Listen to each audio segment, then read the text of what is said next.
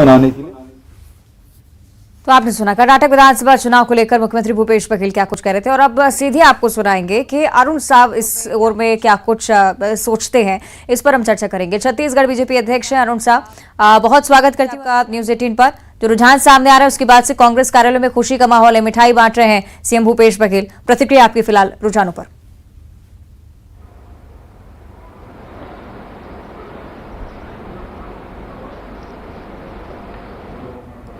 शायद आवाज उन तक नहीं पहुंच रही है। अरुण जी, आप सुन पा रहे हैं मुझे?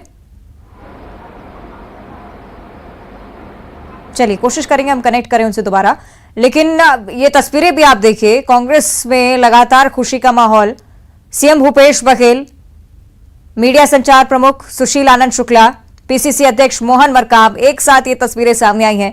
इसमें मिठाई बांटते हुए नजर आए हैं मुख्यमंत्री भूपेश बघेल, और छत्तीसगढ़ की जमीनी स्थिति को भी लेकर कह रहे हैं कर्नाटक अपने कब्जे में किया है, छत्तीसगढ़ में तो बहुमत के साथ हैं और दोबारा सरकार यहां पर रिपीट होगी, बड़ा दावा उनकी तरफ से।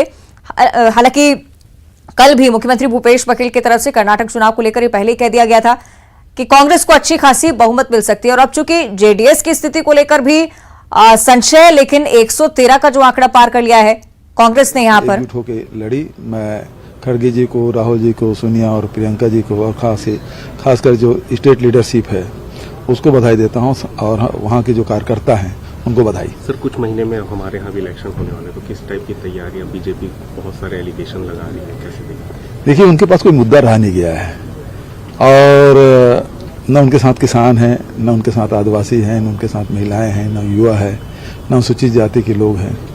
कोई वर्ग उनके साथ नहीं है, उनके पास कोई मुद्दा भी नहीं रहा, और इस कारण से वो अनर्गल आरोप लगा के छवि धूमिल करने की कोशिश कर रहे हैं सरकार की।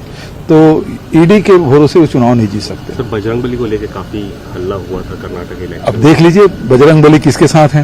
आपने भी कहा। और अरुण जी से एक बार फिर से हम संपर्क साधने की कोशिश करेंगे। अरुण साहब जी, आप सुन पा रहे हैं मुझे? और अगर सुन पा रहे हो तो रुझानों पर सबसे पहले प्रतिक्रिया आपकी। देखिए, अभी बहुत सारी सीटों पे थोड़े थोड़े वोटों का अंतर पता चल रहा है, तो निश्चित रूप से ये टेली थोड़ी देर में और बदलेगी, ऐसा मुझे भरोसा है।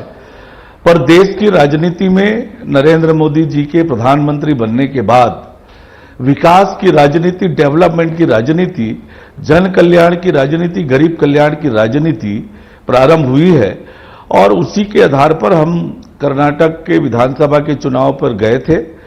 और निश्चित रूप से मुझे उम्मीद है कि थोड़े समय में और ये जो आंकड़े आए हैं, रुझान आए हैं, ये बदलेंगे और भारतीय जनता पार्टी के पक्ष में अच्छा परिणाम आएगा। 120 पर कांग्रेस की बढ़त देखने को मिल रही है अरुण साहब जी। हालांकि आप चूंकि आप कह रहे हैं कि हो सकता है स्थिति में बदलाव आए, तो कुछ भी कहना हालांकि मुश्किल होता है इस समय पर। अब अरुण जी, जब बात की गई मुख्यमंत्री भूपेश बघेल से, तो उन्होंने छत्तीसगढ़ की स्थिति को लेकर भी स्पष्ट कर दिया कि बीजेपी के पास कोई मुद्दा नहीं है, कर्नाटक जैसे यहां पर भी कांग्रेस की सरकार बनेगी। प्रतिक्रिया आपकी। देखिए, छत्तीसगढ़ में मुद्दों की कमी नहीं है। यदि कांग्रेस के जन घोषणा पत्र के वादों का विश्लेषण करें कि 4.5 पौने 5 साल में राज्य की कांग्रेस सरकार ने कितने वादों को पूरा किया, तो एक भी वादा राज्य की कांग्रेस सरकार ने पूरा नहीं किया।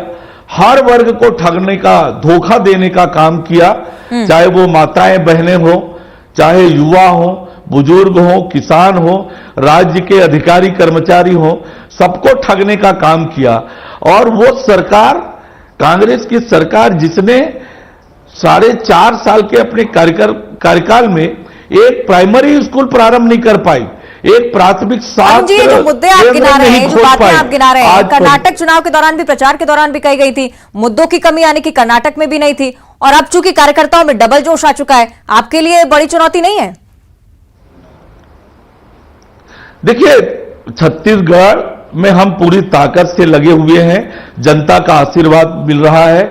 जिस प्रकार से छत्तीसगढ़ को कांग्रेस की सरकार ने भ्रष्टाचार का गढ़ बना दिया, अपराध का गढ़ बना दिया, माफियाओं का गढ़ बना दिया, दोनों हाथ से गरीब जनता को लूटने का काम किया, हर वर्ग को धोखा देने का काम किया, और इसलिए छत्तीसगढ़ की जनता में राज्य की कांग्रेस की सरकार को लेकर आक्रोश है।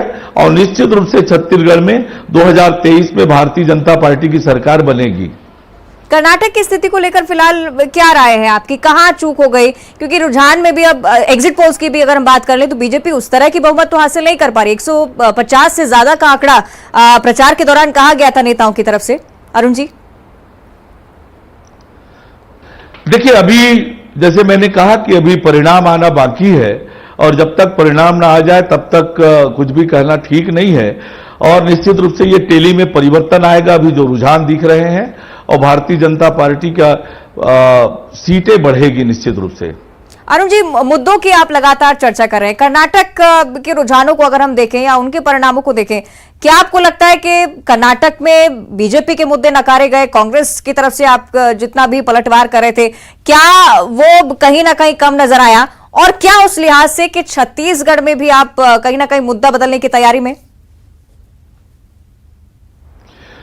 देखिए, छत्तीसगढ़ में तो राज्य सरकार की वादा खिलाफी, भ्रष्टाचार, अपराध, धर्मांतरण, ऐसे सारे मुद्दे आज छत्तीसगढ़ के ज्वलंत मुद्दे हैं। जन घोषणा पत्र को झुठलाने का काम इन्होंने क्या किया? देखिए, जब जन घोषणा पत्र जारी हो रहा था तो जन घोषणा पत्र समिति के अध्यक्ष टीएस सिंहदेव जी ने कहा कि हम बेरोजगारों को बेरोजगारी भत्ता देने के लिए 1 साल में 3,000 करोड़ रुपए की व्यवस्था करेंगे, 10 लाख युवाओं को बेरोजगार देंगे, बेरोजगारी भत्ता देंगे। लेकिन 4 साल कुछ नहीं किया। अंतिम साल में बजट में प्रावधान किया तो 250 करोड़ का प्रावधान किया। कहां 15,000 करोड़ का वादा और प्रावधान किया 250 करोड़ रुपया का।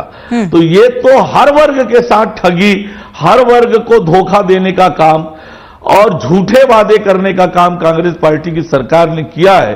तो आज हर वर्ग कांग्रेस पार्टी की सरकार से नाराज है, सबक सिखाने के लिए तैयार बैठे हैं और 2023 में निश्चित रूप से कांग्रेस पार्टी को सबक सिखाएगी छत्तीसगढ़ की जनता।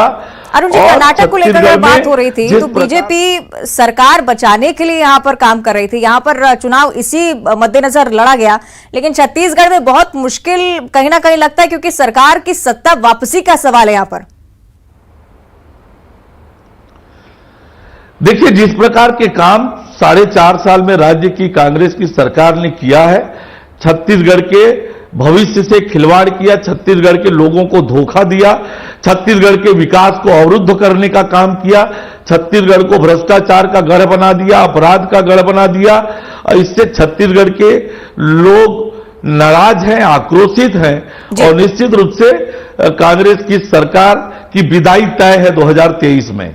ठीक है अरुण जी, आगे भी आपसे चर्चा करेंगे और मध्य प्रदेश छत्तीसगढ़ के लिहाज पर भी हम बात करेंगे कर्नाटक चुनाव को देखते हुए।